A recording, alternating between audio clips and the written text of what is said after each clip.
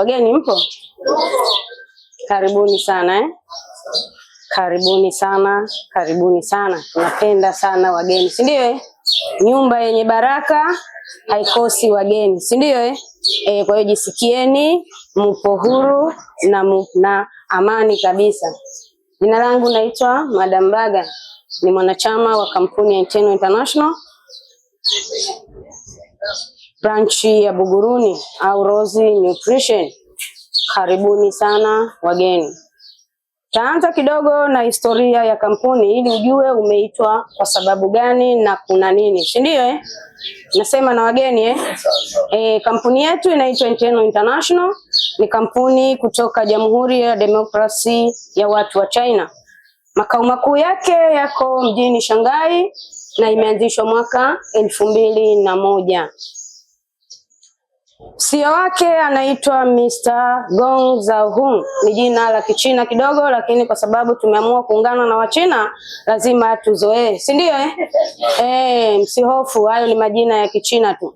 Lakini mwaka 2006 kampuni hii iliingia Afrika, lakini nchi ya Angola. Mwaka 2013 kampuni ya Eternal International iliingia Tanzania. Makao makuu ya East Africa yapo Tanzania, Dar es Salaam, eneo la Victoria, jengo la Noble Center, ghorofa ya 3. Pale ndo kuna makao makuu, wa China wote wako pale, si ndio mnaweza mkapita kwenye branch mkasema tumeambiwa wa China lakini hawapo. Ila ukiingia humu utawaona kwa sababu wako pale Victoria. Kampuni hii imekuja na malengo mawili. Lengo namba 1 ni afya bora. Sema afya bora, naeleweka si ndio alafu lengo la pili uchumi au afya ya mfukoni. Wengi hapa najua tumetupo kwa ajili ya afya ya mfukoni, si ndio wengi tunataka uchumi, lakini hakuna uchumi bila afya kwanza ya mwili. Naeleweka wageni tupo? Kwa hiyo taelezea kidogo kuhusu afya. Tunafanyaje kuhusu afya ya Eternal International? Changamoto kubwa tunayoipata ni kuhusu ulaji, kwa sababu tunakwenda kushughulika na magonjwa yasiyoambukiza. Magonjwa yasiyoambukiza ni magonjwa ambayo tunayapata kwenye ulaji.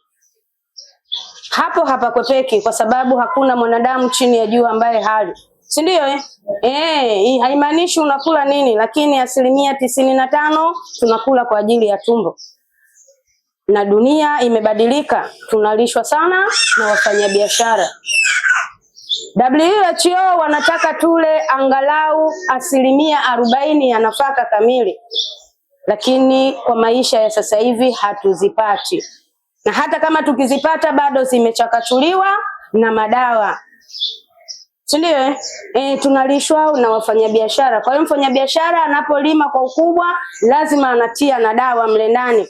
Kwa hiyo hata kama utakula nafaka kamili, lakini inakuwa ina sumu ndani yake, bado haiendi kufanya kile ambacho Mungu amehitaji. Nafaka kamili, kila kiini cha ile nafaka kamili ndicho kina mafuta ambayo yanakwenda kutengeneza seli za mwili wa mwanadamu. Sasa ukishakiua kile kiini, tunakuwa tunakula tu makapi. Tunakula nafaka kamili lakini ni makapi, si ndio Sasa hivi wengi tunakula dona, si ndio lakini dona tunalokula unahisi ni salama? Sio salama Kwa nini? Mahindi yana dawa. Kipindi cha nyuma dona lilikuwa aliuzwi madukani, wakati dunia ilikuwa teknolojia haijakuwa sana, si ndio walikuwa hawauzi. Sio kwamba watu walikuwa hawatumii, walikuwa hawauzi kwa sababu lilikuwa linawahi kuharibika. Kile kiini kilikuwa kipo hai, hakina madawa. Kwa hiyo kile kiini ukisaga siku zako 3 au 5, ule unga kama hujaisha kutumika unaoza. Sasa dukani hawezi kuweka unga ule kwa sababu hawezi kuuza siku 3. Dukani anauza muda mrefu kutokana na population ya duka lilipo, si ndio kwa hiyo ndio maana dona lilikuwa haliuzwi madukani. Lakini sasa hivi maduka yote yanauza dona, tena linakaa zaidi ya mwezi. Linakaa kwa sababu yale mahindi yametiwa dawa wakati kabla hayajasagwa. Mfanyabiashara akivuna akitia mahindi yake kwenye ghala, anatia na sumu. Mwenyewe anasema dawa, si ndio? Lakini ile dawa inaua kile kiini. Ndio maana mdudu hawezi kubuguja ule muhindi. Kwani mdudu akija sana kula tu kwenye kiini. Na kile kiini ndio kinapigwa dawa. Kwa ile dawa inaingia ndani. Na yeye akiambiwa aache miezi 6 ndipo tutumie, na yeye mfanyabiashara anaweka targeti zake ndani ya miezi 6 amalize kuuza. Si ndio? Kwa hiyo akitoa, akiingiza mashine, yanasagwa moja kwa moja yanakwenda kwa mlaji. Ndio maana dona sasa hivi linakaa dukani hata mwezi. Hello. Tunatakiwa kula asilimia angalau 30 mboga za majani na matunda. Lakini bado kwenye mboga za majani, hususan mji wa Dar es Salaam, bado ni changamoto. Mboga za majani zinalimwa nyuma ya viwanda. Mboga zinamwagiliwa maji ya viwandani. Kwa hiyo bado ni changamoto. Na hatuwezi kukwepa, tutakula tu. Matunda yanalimwa huko Tanga, machungwa, mpaka yafike hapa Dar es Salaam yana zaidi ya wiki 2 toka yamechumwa kwenye mti. Ndio sisi tunakula. Lakini unaambiwa tunda hili liwe toka limetoka kwenye mti ndani ya masaa 24 liwe limetumika. Sasa wewe unalipataje Dar es Salaam? Ni bado ni changamoto, si ndio? Tunatakiwa tule asilimia 20 ya protein. Lakini protein hiyo iko ya aina 2. Kuna protein ya nyama nyekundu, alafu kuna protein ya nyama nyeupe.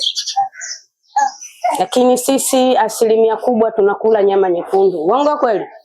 Ile ndo mboga ya heshima. Hata mgeni akija nyumbani kwako, kipika nyama mwenyewe unajifili huko safi kabisa, mgeni atakuwa ameenjoy, si ndio? Kwa sasa ile nyama nyekundu katika miili ya binadamu inatakiwa kwa kiasi kidogo sana. Ile robo tunatakiwa tule watu 8 mpaka 9. Tunaweza? Tuwezi, wewe unataka nusu ule peke yako. Si ndio? Lakini tunapaswa kula nyama nyeupe kwa wingi ambayo ni samaki na kuku, lakini kuku wawe wa kienyeji. Hawa kuku wasiokuwa na baba hawa ni changamoto kidogo. Si ndio? Yale hata mayai yake ni changamoto. Lakini ndo tunakula kwa wingi. Kwa hiyo hatuwezi kuacha kuharibu afya zetu, na hatuachi kuacha kula kwa sababu ndicho kilichopo. Inawezekana kuku wa kienyeji hapatikani. Si ndio? Alafu tunatakiwa kula asilimia 10 ya wanga, mafuta na sukari. Mwili wa mwanadamu jinsi ulivyoenezwa unahitaji sukari, lakini kwa asilimia kidogo sana. Lakini sisi tunakula sukari kuanzia asubuhi mpaka jioni. Ukija kuangalia asilimia 85 tumekula sukari. Si ndio? Ukiamka asubuhi una chai. Chai tunakula na chapati au maandazi. Vyote vile vimekobolewa ni sukari. Si ndio? Au tunakula chapati na supu ya nyama ya ng'ombe. Yote yale ni mafuta ambayo hayahitajiki. Alafu ukimaliza pale unashusha na Pepsi. Joto Dar es Salaam. Si ndio? Kwa hiyo ile ni changamoto. Kwa hiyo sisi katika kampuni yetu Solution kama unavyoziona, hizi product au bidhaa zimetengenezwa kwa vyakula ambavyo tumevikosa. Kwa hiyo hivi ni virutubisho. Pale ambapo tumekosa kwenye chakula tunapaswa kula humu ili kurudisha ili kupata vile virutubisho ambavyo tunavikosa kwenye chakula. Tuna bidhaa kama hii. Bidhaa hii inaitwa spirulina. Bidhaa hii imetengenezwa kwa mboga za majani. Ni vidonge lakini vimetengenezwa kwa mboga za majani tu. Tuna changamoto sana majumbani. Tuna watoto wetu kula mboga za majani ni changamoto. Uongo kweli wakina mama? Si ndio? Nunua bidhaa hii, weka nyumbani, wape watoto. Bidhaa zetu hazina rika, zinatumiwa na mtu yoyote. Ukiwa una changamoto za magonjwa sugu utakwenda kupona kabisa. Kama huna changamoto zitakwenda kukinga au kudhibiti. Kwa hiyo zinatumiwa na watu zote. Hizi unanunua unaweka nyumbani kama chakula. Ukikosa kwenye chakula unajazia humu. Ila ukiwa unaona una changamoto utafika kituoni kwetu. Kituo chetu kiko pale Buguruni kwa ajili ya kufanya uchunguzi wa mwili wako ili kupata bidhaa hizi. Tuna bidhaa hii ambayo ni toothpaste. Hii ni bidhaa special kwa ajili ya kinywa na meno. Lakini bidhaa hii inatibu magonjwa mengi sana. Kiacha kinywa na meno kufa ganzi, fizi kutoa damu, harufu mbaya mdomoni, hizo zote zinamaliza. Lakini changamoto, kuna watoto wanakuwa na haya mapunye, unamsafisha mtoto, unampaka. Unaweza ukapata kidonda aidha cha moto au cha kujikata, utasafisha vizuri, utapaka. Kuna mtu ana kifua au mafua, utalamba. Gesi tumboni, utalamba na itakusaidia. Ni dawa ambayo kwa maisha ya sasa hivi hupaswi kuikosa nyumbani kwako. Hii ni dawa ambayo unatakiwa uwe nayo kila mtu aliyopo hapa. Tuna dawa hii. Hii dawa inaitwa Ismalto. Dawa hii tunaona hiki, huu ni utumbo wa mwanadamu. Watu wengi tuna changamoto za mmeng'enyo wa chakula. Hello? Naeleweka hii ni kiboko. Dawa hii ukinywa au ukitumia bidhaa hii, changamoto hizo isha. Kama ni mmeng'enyo wa chakula utakwenda sawa. Na mmeng'enyo wa chakula unakuwa changamoto kwa sababu tunakula sana nyama nyekundu. Nyama nyekundu haimeng'enywi kwa haraka. Naeleweka? Kwa hiyo tutumie sana bidhaa. Bidhaa tunazo nyingi lakini tutaelekeza baadhi. Hii kwa ajili ya mifupa inaitwa Calcium. Tunatumia sana kwa ajili ya mifupa. Tuna bidhaa moja hii kwa ajili ya kina mama. Wakina mama oye? Wakina mama oye? Hii ni bidhaa ambayo inaitwa soybean. Ni bidhaa ambayo inakwenda kurekebisha upande wa uzazi kwa wakina mama. Hello? Naeleweka tunakwenda za wakina baba hoye? Kina baba mpo? Hii ni bidhaa ambayo inaitwa Chitosan. Ni bidhaa maalumu kwa kina baba. Sasa hivi nyumba nyingi heshima zimepungua kutokana na changamoto nyingi tunazokutana nazo kwenye maisha. Uongo kweli?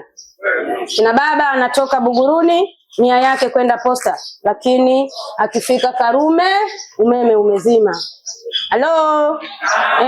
Huyu anarudisha umeme kwa haraka sana. Wakina baba oye? Tumeelewana? Kuna swali kwa wageni?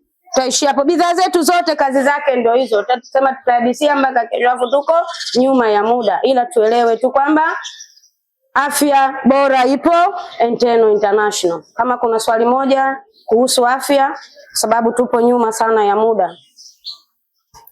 Kuna swali? Kuna swali? Hakuna Wageni? Amna Tumeelewa jinsi ya kubadilisha maisha wakina mama tufanye michemsho. Yale madikodiko sana tunawaua wakina baba. Sawa basi kama mmenielewa. Halo? Memba mpo? Memba mpo? Naona mmefurahi sana. Hongereni sana. Basi bila kupoteza muda nitamkaribisha kiongozi ambaye ataelekeza jinsi ya afya mfukoni. Si ndio mwili ukiwa na afya bora lazima na mfukoni kutune. Bila mfukoni nako kutuna afya inaweza ikawa si lolote. Si ndio Kwa hiyo tunaomba wageni tumsikilize kwa makini huyu mtu anayeenda kueleza. Huwa hana maneno mengi. Anaongea kwa muda mfupi sana. Kwa hiyo ukikaa akikupita atakuwa amekuacha. Kama ni simu tuweke silencer ili zisitusumbue. Tumpe dakika 20 tu ili tujue nini tulichoitiwa hapa. Haitakiwi ukatoka hapa kwa hasara. Lazima utoke ukiwa na faida. Huu muda uliotumia ni mali sana. Si ndio kwa hiyo unatakiwa utoke hapa ukiwa na faida. Karibu sana kiongozi. Asante. Jamani tupambe pamba.